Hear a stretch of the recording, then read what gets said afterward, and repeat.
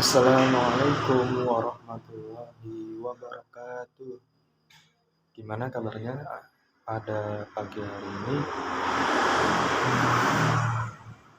Alhamdulillah sehat semua. Ya, pada kesempatan hari ini Bapak akan membawakan materi tentang ijtihad dan bermadzhab. Nah, pembahasannya di sini yaitu ada pengertian ijtihad dan bermadzhab, dasar hukum ijtihad dan bermadzhab, dan syarat menjadi mujtahid dan tingkatan mujtahid, dan klasifikasi bermadzhab. Nah, langsung saja ke materi ya. Karena materinya itu pengertian ijtihad. Nah, ijtihad sendiri yaitu dari bentuk kata fi'il madhi jahadah yang bentuk mazharnya yaitu jahdun. Nah, yang artinya yaitu kesungguhan atau sepenuh hati atau serius. Nah, adapun hakikat dari ijtihad itu sendiri yaitu yang pertama, ijtihad adalah pengerahan daya nalar secara maksimal.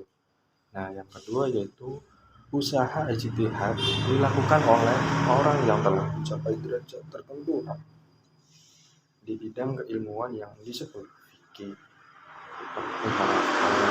Yang disebut itu fakih. Yang selanjutnya yaitu produk yang diperoleh dari usaha ijtihad itu adalah dugaan yang kuat tentang hukum syar'i yang bersifat amaliyah.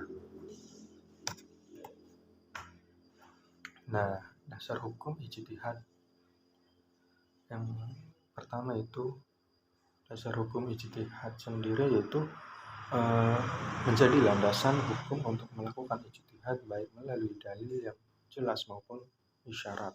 Nah, diantaranya firman Allah sebagai berikut, yang artinya, hai orang-orang yang beriman, taatilah Allah dan taatilah Rasul dan ulil amri di antara kamu. Kemudian jika kamu berlainan pendapat tentang sesuatu, maka kembalilah ia kepada Allah, maksudnya Al-Quran dan Rasul sunnahnya. Nah, jika kamu benar-benar beriman kepada Allah dan hari kemudian, yang demikian itu lebih utama bagimu dan lebih baik akibatnya. Quran Surat An-Nisa ayat 59. Nah, jadi ayat di atas Allah memerintahkan untuk selalu mengembalikan setiap terjadi perbedaan pendapat kepada Allah dan Rasulnya dengan secara ijtihad. Secara umum, hukum ijtihad itu wajib bagi seorang yang sudah mencapai tingkat faqih atau mujtahid.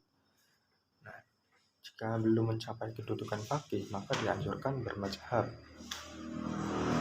Dalam kedudukan yang sebagai faqih, yang pendapatan akan diikuti dalam diamalkan oleh orang lain secara meminta fatwa tentang sesuatu. Nah, adapun syarat-syarat menjadi mujtahid. Nah, ada banyak tapi Bapak akan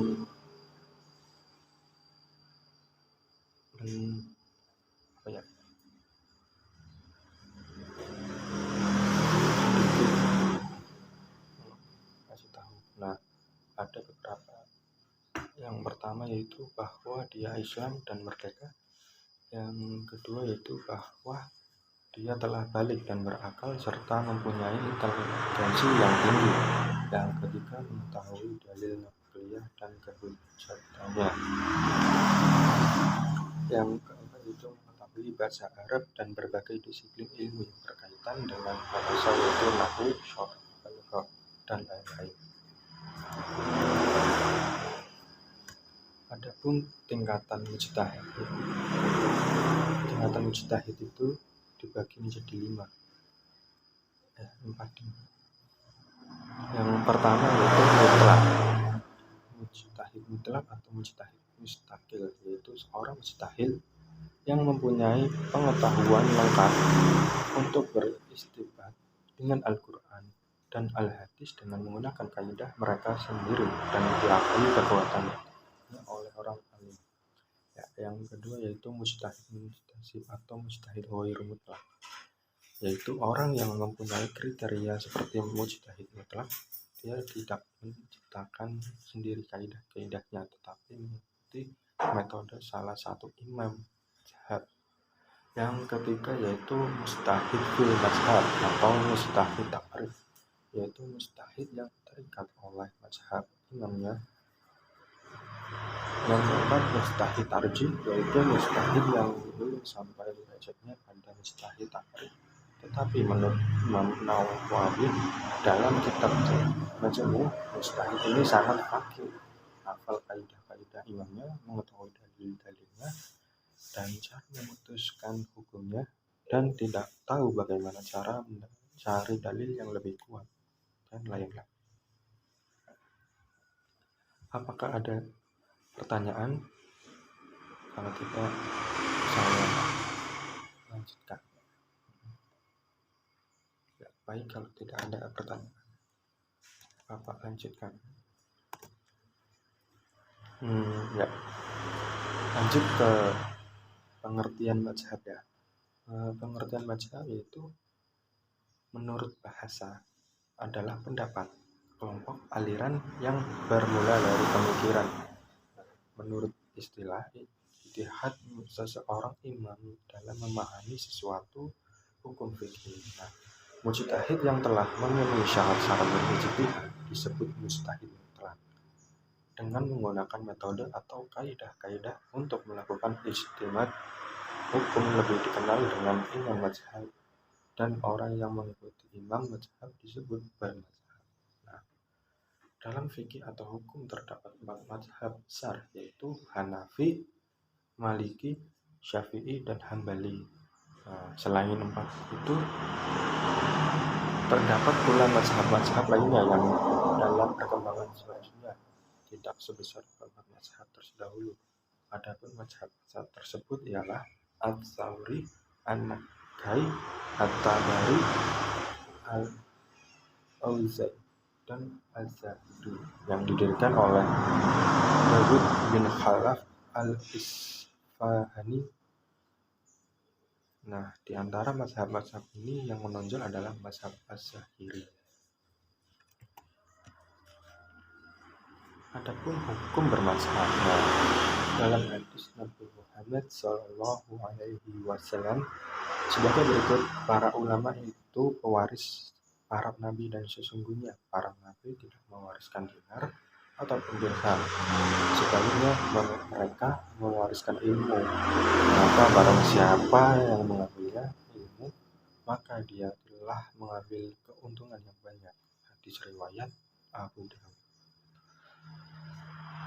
Bermazhab itu sangatlah penting bagi seorang mukmin agar pemahaman dan praktik agamanya benar, karena bermazhab itu merupakan metode untuk mengetahui hukum suatu peristiwa yang dihadapi dengan merujuknya pada fikih mazhab tertentu yang dianut, atau upaya penyimpulannya dilakukan berdasarkan usul al-mazhab yang dianutnya.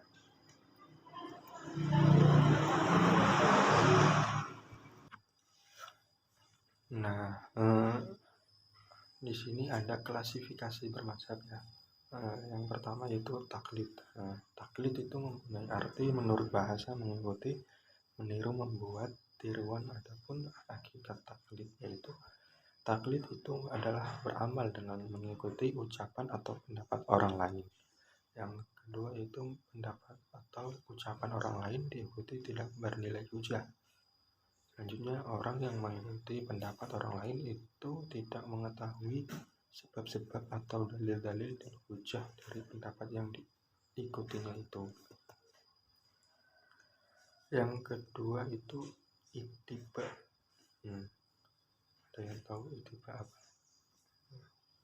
Ittiba itu mempunyai arti bahasa mengikuti, sedangkan menurut istilah ittiba ialah menerima perkataan orang yang mengatakan, sedangkan engkau mengetahui atas dasar apa yang ia berpendapat demikian. Selanjutnya itu talfiq.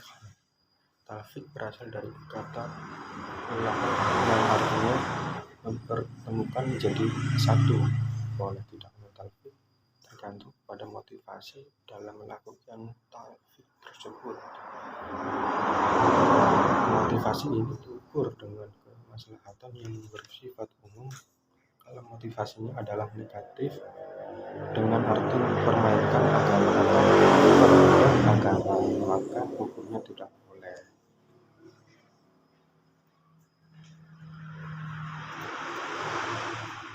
Ya, sekian dari Bapak. Terima kasih. Mungkin ada pertanyaan atau sanggahan. Ya, sekian dari Bapak. Wassalamualaikum warahmatullahi wabarakatuh.